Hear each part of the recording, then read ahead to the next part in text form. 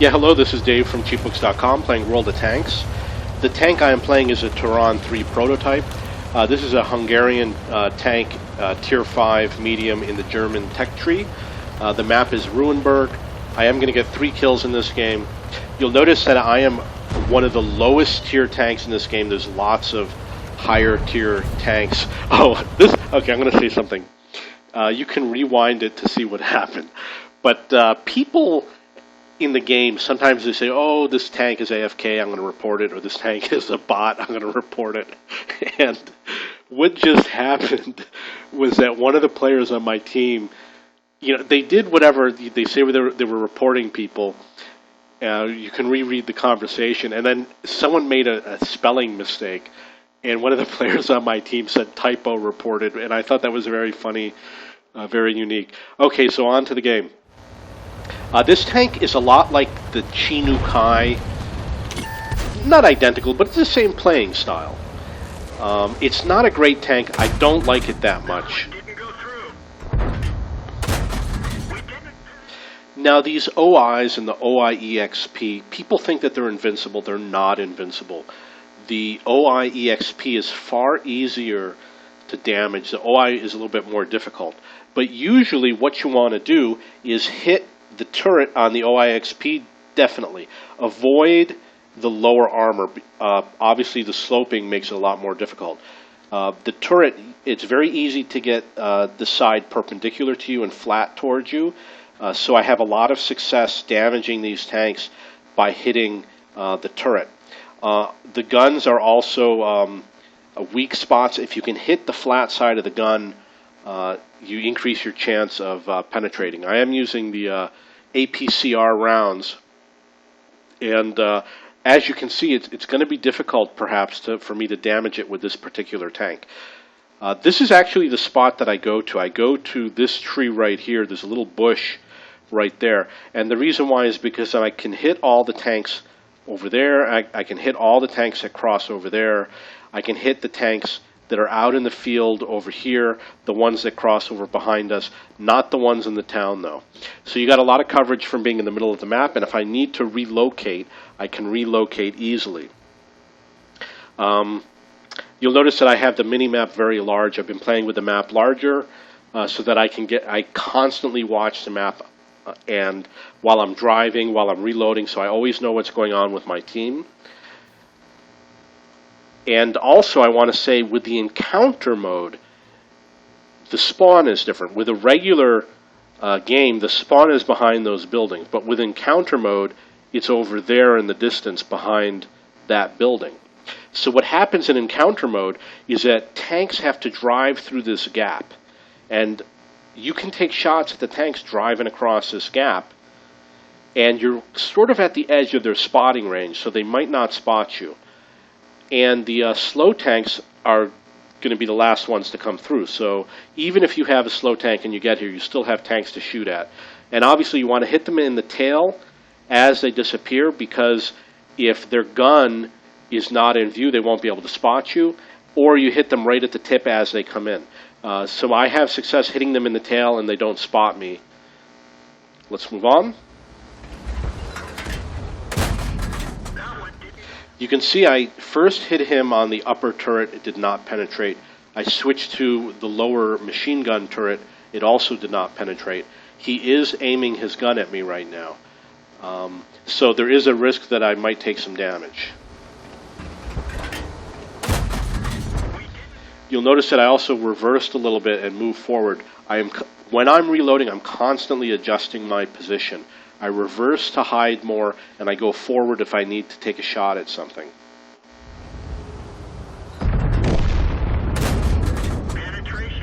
So you can see I did get damage to the flat surface underneath the turret. Some of the Japanese tanks, I don't know if this is one of them, the ammo racks are here on the side, above the tracks, in this compartment, on the left side and on the right side. So the way to ammo rack them is to aim for this area right here, which is to the left of the machine gun turret and above the tracks on the upper side. Right there. Although I missed. Okay, so I did kill him. That's one kill. I'm a tier 5. This gun is not a very high penetrating gun, and you don't have a lot of rounds. It does. Here's an example where you can see the enemy has gone behind the friendly lines. You can see that I'm in the same position. The bush that I was referring to is actually right there. It's right behind me to my left. So the ELC and the AMX I'll be able to hit him once he moves forward a little bit. He might be behind the slope of the road. But as you can see, I can hit him here. But if he were up here more on this road surface, I might not be able to hit him.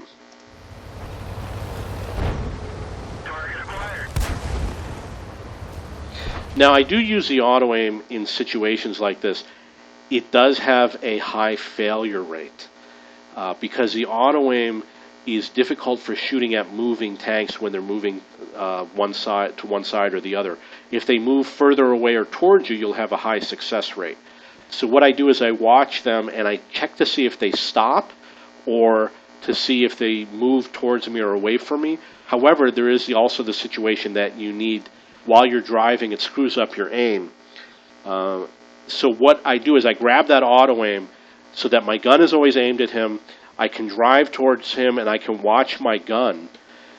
And I could, for example, I could look to the side over here and keep on driving, and he's not going to get away from me. I just have to look at my gun and watch my gun. If my gun moves to the left, I can turn my tank to keep on following him. The other thing I can do is I can watch the mini-map.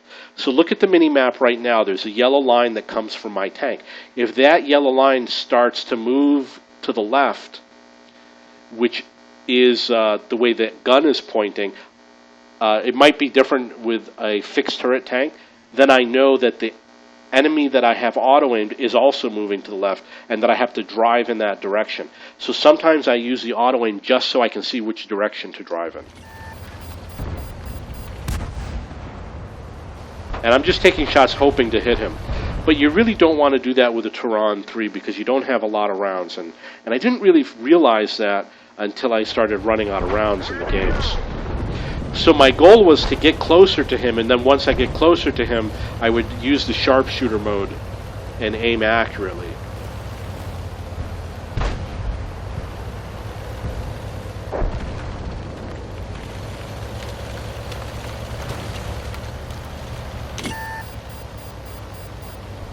So when you are spotted, you have to head for cover immediately.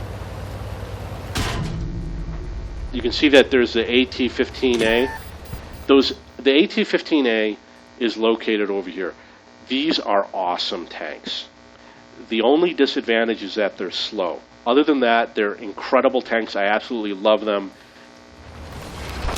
You have to be very careful. They can do a lot of damage very quickly. I don't see the target.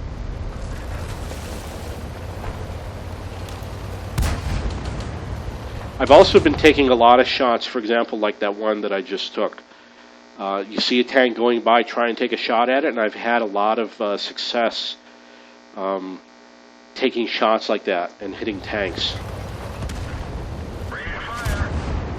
Enemy armor is damaged. One of our turrets is damaged. Now this is a perfect example where the auto-aim works really well because of all the bushes, it's very difficult to see the tank. So you just have to grab the auto-aim, and wherever he goes, you can fire and hit him. Especially on the side, you're very likely to do damage. Okay, so I have one kill still, half my hit points. You can see that they're circling around that AT-15A. The score is 8-4. I don't have the full spotting range on this tank. This is a German Tech Tree medium tank, so my crew is the same as my Panther II, I believe. And actually, I have the Leopard prototype A now. I just got it a few days ago. And I share the crew. They level up together, so it's actually a pretty good crew. It's probably got 3 or 4 skills. However, and it probably has coated optics. And I have BIA. So in order to get my spotting distance to increase, I'm going to have to get recon and situational awareness. It's very important. I'm going to do a video that shows you examples where I can see the enemy but they can't see me, and I was able to do damage to them and sometimes even kill them simply because I had better spotting range and camo. Now, as I drove through, when the target has these blocks in the way, you might fire and hit one of these. Even if it looks like you're aimed in between, you still might hit one, and that's a wasted shot. So you got to be very careful.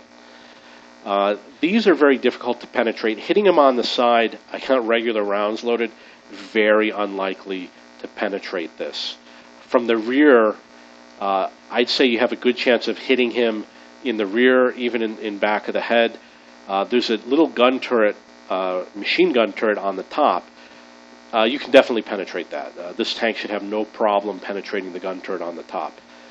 All of this stuff down below, these wheels are not really, like I said, they don't do anything. They just guide the track. It's the wheel in the back and the wheel in the front that actually do something. And it is protected by the spaced armor. But you'll notice that there's a gap. If you're close and he's not moving and you can hit through that gap, that's going to be a very good weak spot on this tank. And if you have to choose between the spaced armor below and the armor up above, chances are this armor up above is probably going to be weaker, and probably in the back here is probably going to be the weakest spot. We didn't even scratch them. We didn't penetrate their armor. So I was using the auto aim and it wasn't working. Let's see what his hit points is.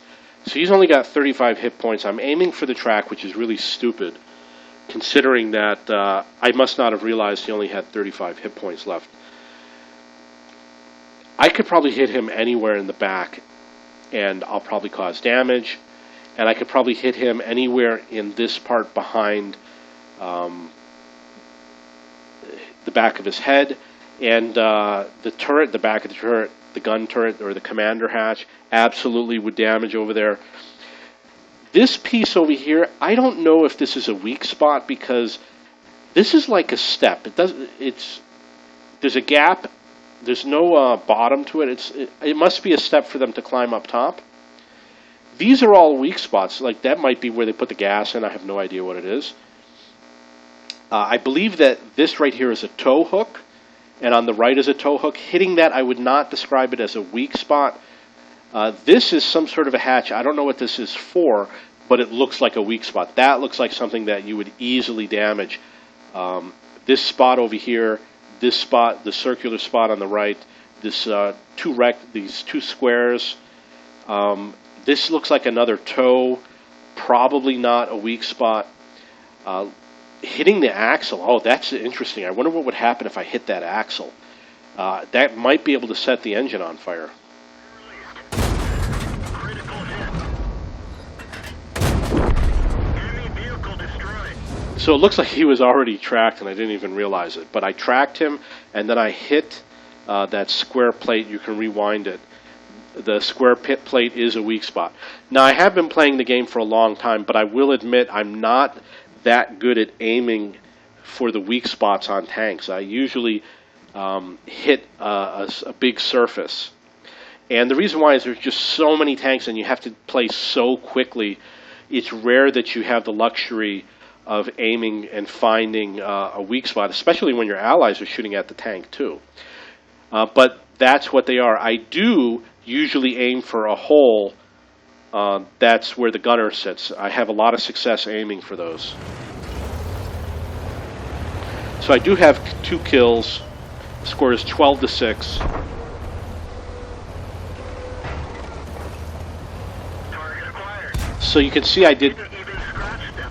You'll note I believe I shot through the wall, and it damaged. I'm sorry, it didn't damage him, but there was a wall piece, and I shot, and the ammo went through the wall, broke the wall, and then it hit his tank. So you can shoot through walls, and I do it. Penetration. That one didn't go through. Where'd they go? So you'll notice that I have only high explosive rounds left. I have 10 rounds left. And this shows you what I was explaining before. This tank does not have a lot of rounds. It has a very fast reload, perhaps around 2 seconds.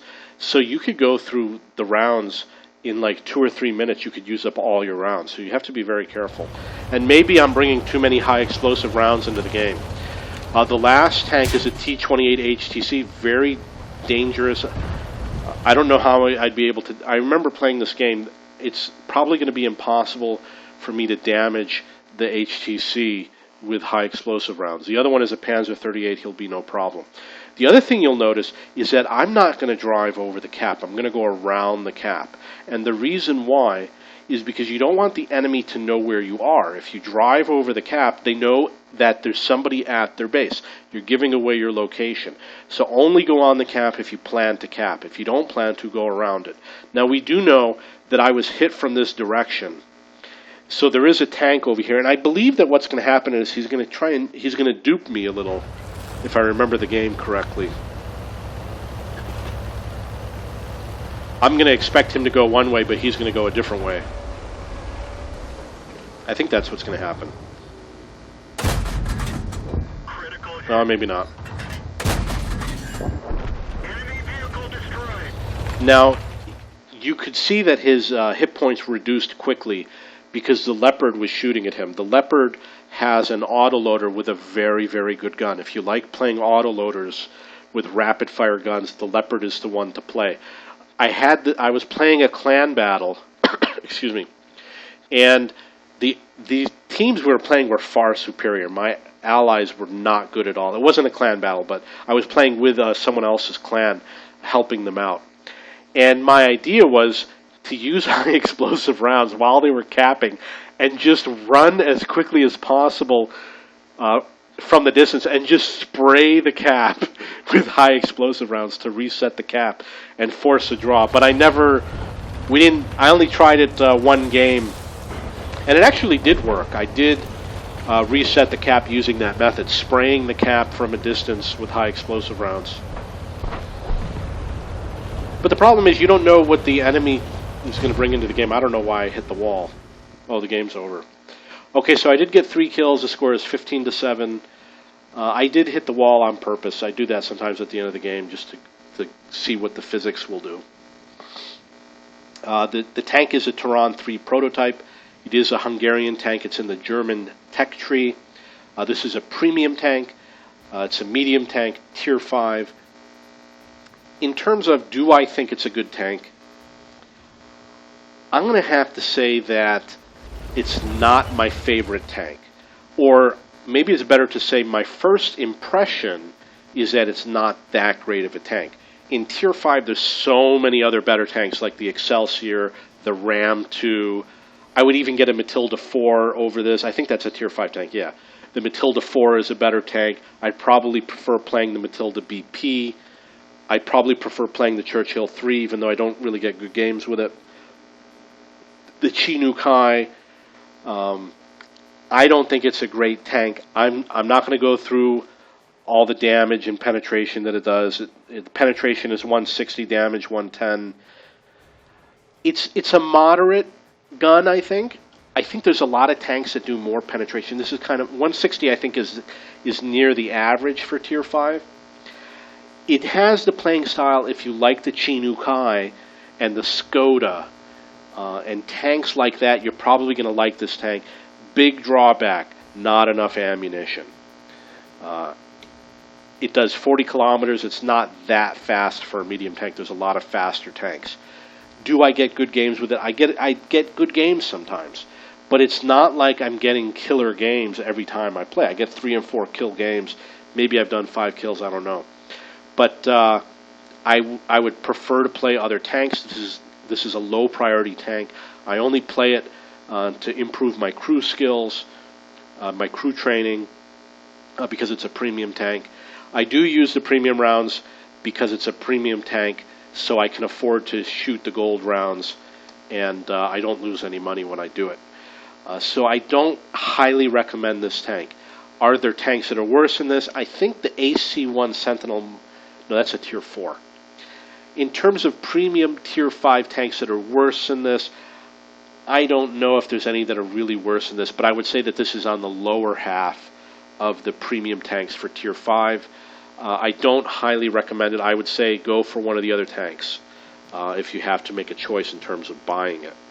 If you like to play German medium tanks or German tanks in general, it's a good idea to get as many German premium tanks because you can train your crew for all your German medium tanks. But not only that, you can change the primary training for anybody that you train in here and switch them into another class of tank. For example, you could train your medium crew using this tank for 6 months and then switch them into heavy tanks. That's an example of something you can do.